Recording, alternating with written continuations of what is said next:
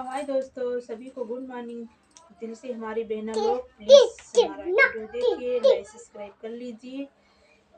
और कौन सा गाना चल रहा है? हे गौरा कामन गुना बाटे तोहरा भोला में कि चर्चा होला टोला टोला में।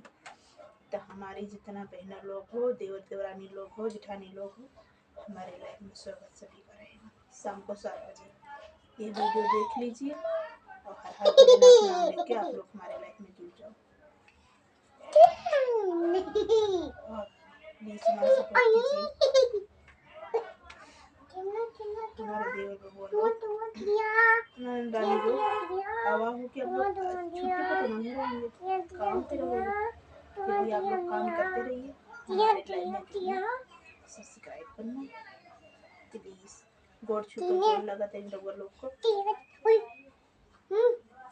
तो आप लोग क्या हो कि आप लोग अच्छे में मस्त में स्वस्थ हो तो प्यारा सा दिल भेजना।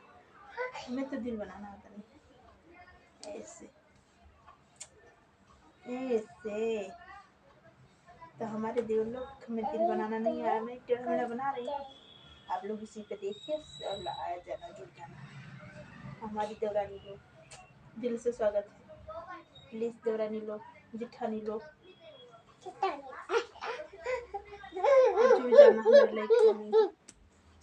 बहुत मेहनत करती हूँ, चैन से ना खाना खाती हूँ, मैं चैन से बैठती हूँ। तो कि आप लोग अच्छे में मस्त होंगे, अपने अपने काम व्यस्त होंगे सब लोग।